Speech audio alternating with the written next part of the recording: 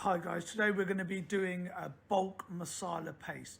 So this is the main ingredient for a masala along with your base gravy and your preferred meat, chicken, lamb or prawn. I've had a lot of requests for this, so we're going to do about 300 portions of masala paste.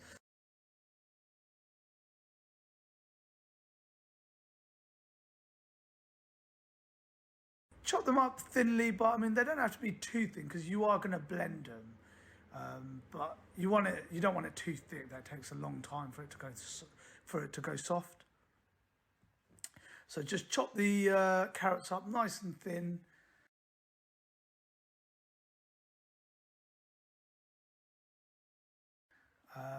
We're just going to put it in a bucket while we do the other chopping. So the onions again, we're just chopping up. Yeah, roughly about 12 to 14. And you're just going to chop it up.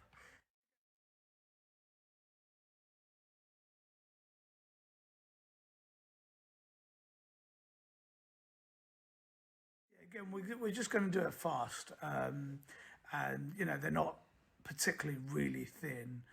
They're not really thick either. So just a nice kind of size.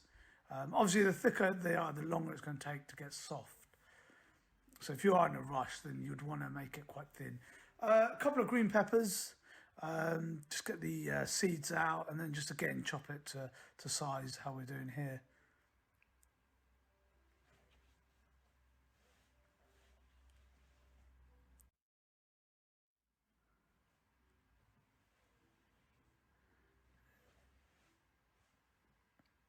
Chop them up. Keep chopping a couple of green peppers.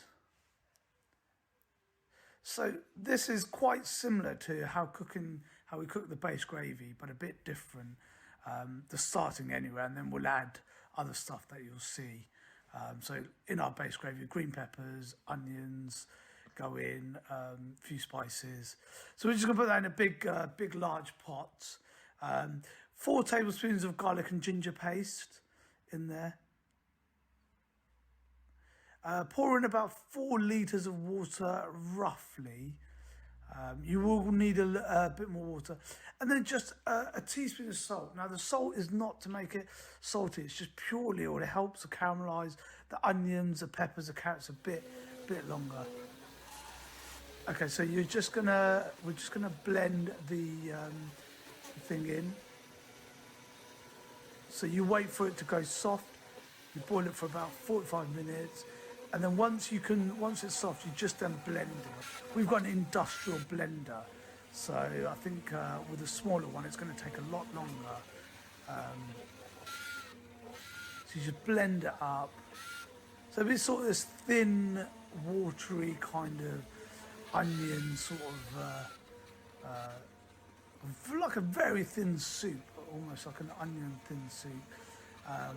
Blend it all up until it's liquid. Then we're going to add now the paste. So you've got about 300 grams of tandoori paste.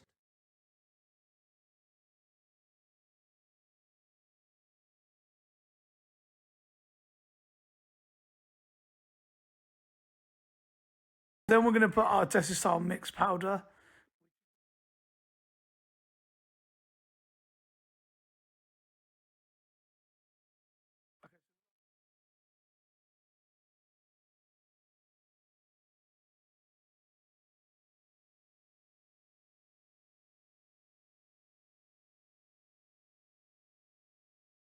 And then 300 grams of Tikka Paste. Kashmiri Paste, we put a little bit less because it's very, very strong. So you've got 3 tablespoons of red colouring. We use Prima red colouring, which is the best. You can add more. You want that reddy taste. You want it quite strong because it will get diluted. So then you've got 1 kg of almond powder. You may need more, but for the moment we'll just put 1 kg almond powder. Then you've got 2 kgs of coconut powder, which is coconut flour. We normally use KTC coconut flour. Find out that's the best.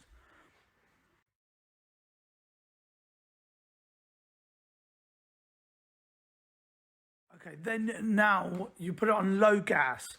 so it doesn't get burned. And then when you put it on low gas, you just get a whisk and you start whisking it. And then that will thicken up the liquid on it. So then you add the sugar, around 2 kgs of sugar.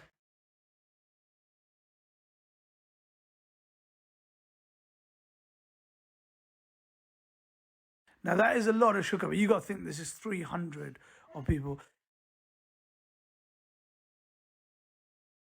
Add more coconut powder accordingly. If it's not thick enough, it will thicken a bit more as it goes on. So when we saw in the fridge, it will thicken up. But if you think this is very kind of sloppy, add a bit more coconut flour or almond, that will thicken it up.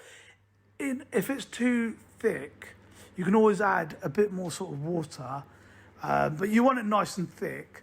And then add more colour if needs be. So you do want it quite a dark red colour, because when you do the final stage, you would have cream and the base gravy, which is going to make it slightly lighter and orangier.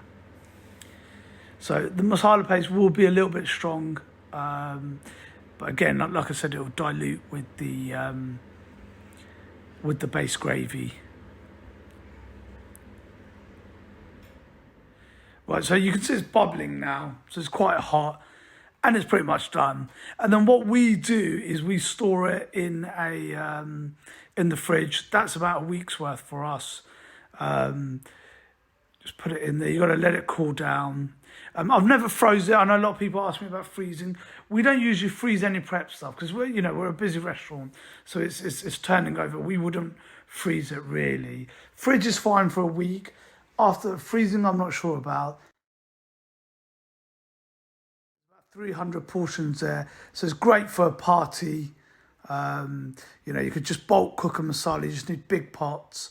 You could put just a load of that in, sort of 300 spoons. Get your chickens in, get a load of base gravy in, and bang.